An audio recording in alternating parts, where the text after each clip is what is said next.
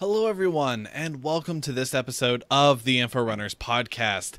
And today we are going to be talking about something you guys asked us to talk about, and that is anti-piracy. This is a really interesting topic and actually came up when we were doing our last episode on fleet planning. So we decided to bring this to you. I'm Dazan Wasir. And this is Hayes. And when looking at anti-piracy, one big thing to talk about is there's a major difference between looking at anti-piracy from is the PvP or PvE, because they will interact and behave differently, and you'll have to plan differently to deal with them.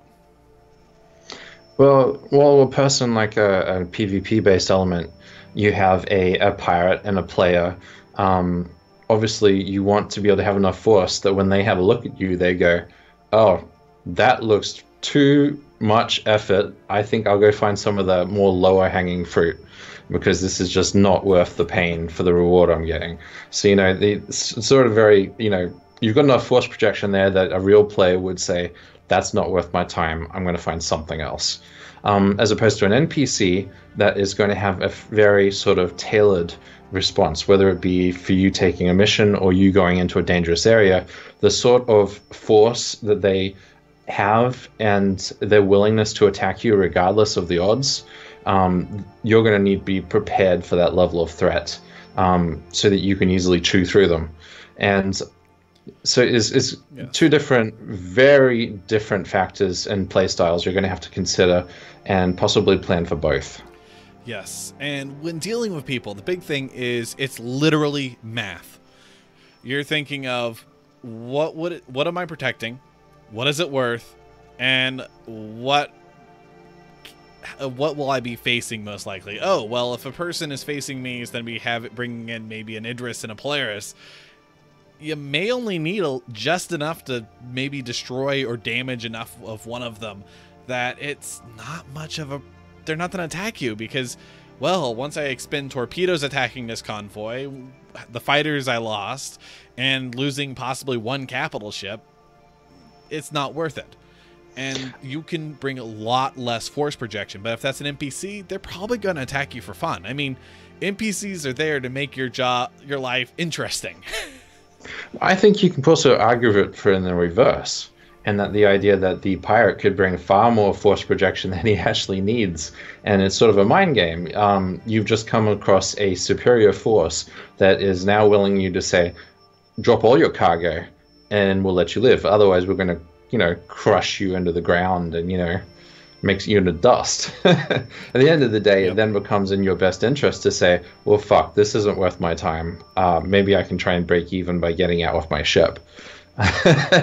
And so, it's math. It's still basic math. I think of it as mind games. It's intimidation, showing that you have the force to make good on your threat, and then the other person deciding that no, this is not something I want to go. No, shit, no, fuck, no.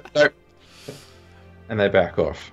But that's not going to work against an NPC. So when you're looking at this, again, there's many different ways to approach it.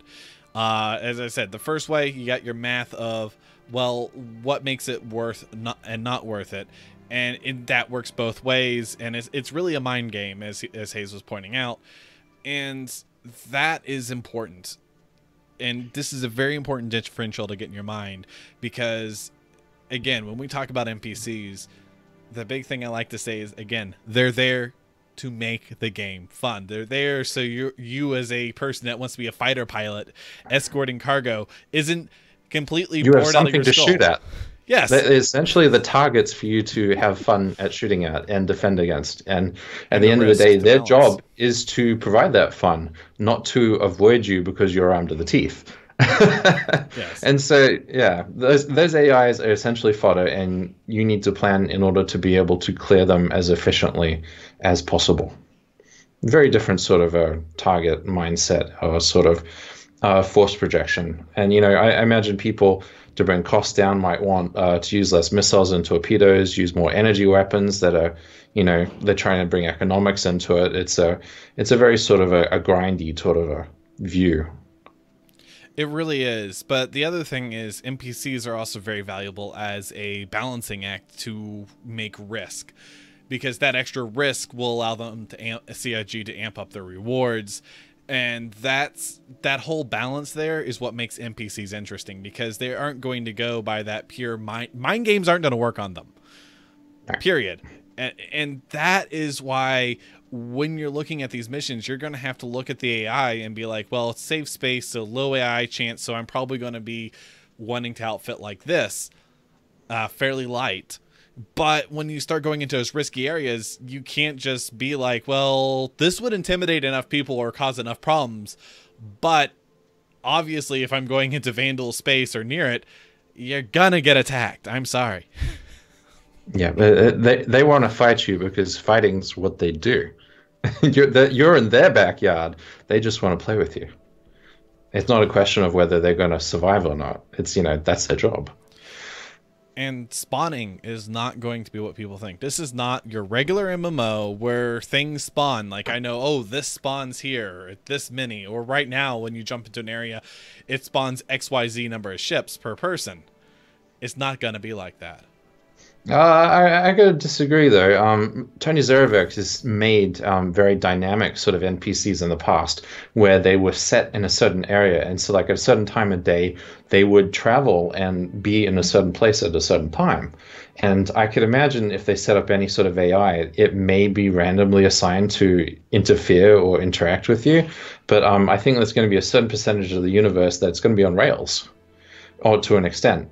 And, so if you're in the wrong place at the wrong time, you just might happen to meet up or not with them. And that adds another set of, it makes it interesting because, again, it's not like, well, I do this cargo run, I'm going to get attacked at this time, which is really your standard MMO solution. And that's what makes this interesting, because you're going to have that. And two, let's say you're actually interested in actually being a military group and anti-pirate, go in there and wipe out the pirates. You might actually be able to wipe out the pirates because there's only going to be a certain number of pirates in that area before they start to eventually having to repopulate, which could take a while. So you could actually clear an area and then start running convoys there at a lower cost until a certain point. And I suppose you also got to think that they really want to tie in, like if you take a mission, an appropriate opposing mission for a player versus player character, if he particularly wants to. So you're going to have player pirates end up turning up on your missions. So, only planning for just the AI may actually be a terrible mistake. Because then you may end up the advantage, because you're going to be running more planning for the AI than I would be running for a person. Like if I'm depends how organized your pirates are.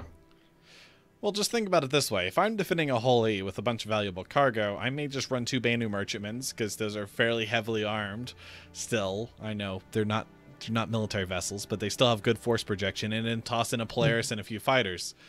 That's enough that you're going to have to hit it fairly hard with something that's fairly large, or you're going to, on the other hand, have to come in there with a lot of force, and you're probably going to lose something, and something big against that. So it's not going to be profitable, but if it's the AI, you're going to want to actually buff that up maybe a little bit more. So I would say plan for the AI, don't plan for the person. I suppose the idea is that, if you buff up your military high enough, the AI is going to be put through the grinder, and they're just going to sort of fight that grinder as if it was a real military, real people. They'd be like nope, out that way. You can have the base. So, I guess there's some relevance to NPCs. You might need more force to do more efficiently, as opposed to real people who, again, mind games. They just won't stick around. Yes. And just to add a little bit more interest into this, let's talk about literally what is the advantage of piracy here. I just want to have to say this. What is the advantage of piracy as a PC? Besides it being fun, it's not necessarily the most profitable because of what we're just talking about. If you're planning for the NPCs, I think if you're trying to pirate real players, it may be a lot more difficult than you think. But, if NPCs are always going to have this level of defends for a certain thing, you can plan around that. So maybe they have a huge advantage for pirating against NPCs because they know what to expect. So it heavily goes in the idea that if you want that low-hanging fruit, most pirates who are players will end up targeting those NPCs because it's the low-hanging fruit. That's what they're going to pick first. It's what's easy. So I know this episode was a little bit all over the place, but overall point, remember your mind games. Think about how the AI is going to be, and don't expect to be doing a lot of PvP. I'm sorry. Well, it's going to be a 90% ratio of NPCs to, 9 NPCs, 1 player. It makes a lot of sense that, most of your game you're going to be grinding away, and every so often you might meet up with real players, and you probably will play with real players, but the conflict between the two will probably be less frequent than what you might immediately think for going in. Yes. And just to round out this episode, I just want to briefly touch on one other comment that we've been getting a lot of. We've been getting a lot of comments and we read them. And one of the comments we've gotten the most of is about our fleet comps. We're not going to go into detail about this because, again, we have different ships and we have different strategies. But overall, there's 2 strategies involved.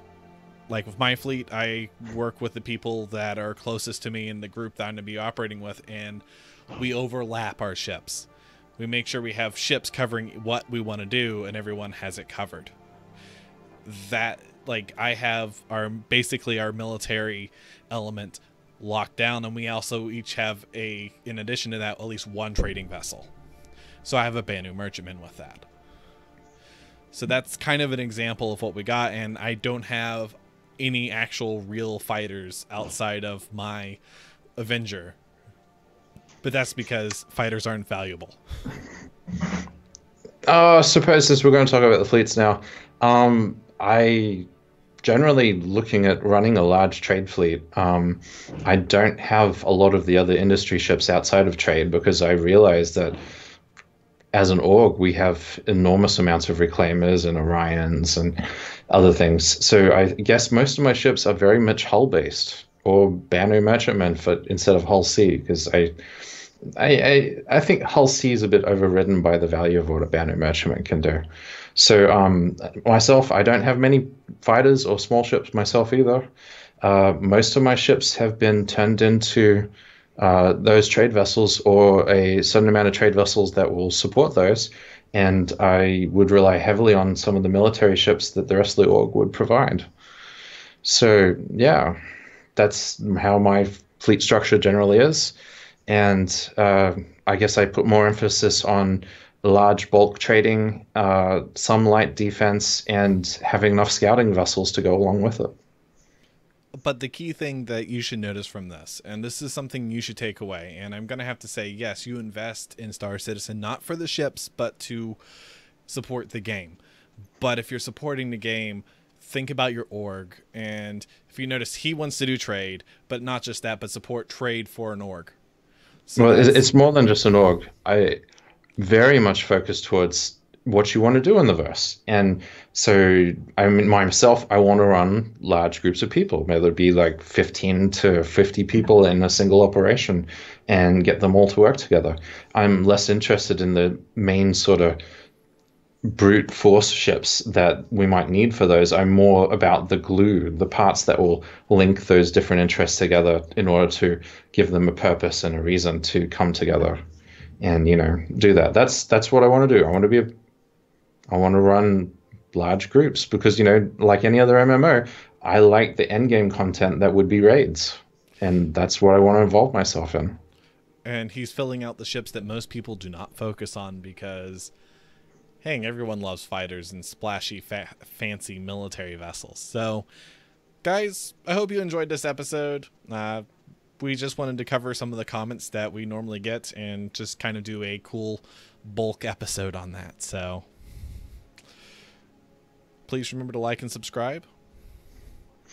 Don't forget your comments down below. Did we already say that? Well, as we said before, comments, we do read. So. Yeah, because to be fair, there've been at least 5 people who asked about the fleet what our 10. fleets were. And it says quite a few. And but make sure you put down your comments down below. We do read them. A number of our episodes have actually spawned out of people putting out suggestions. So, give us your ideas and we'll make it into an episode. Definitely, and please let us know what you think about our new overlay as well as we head out, because we're still trying to adjust and tweak some of this stuff. So, as always, see you around. Catch you around.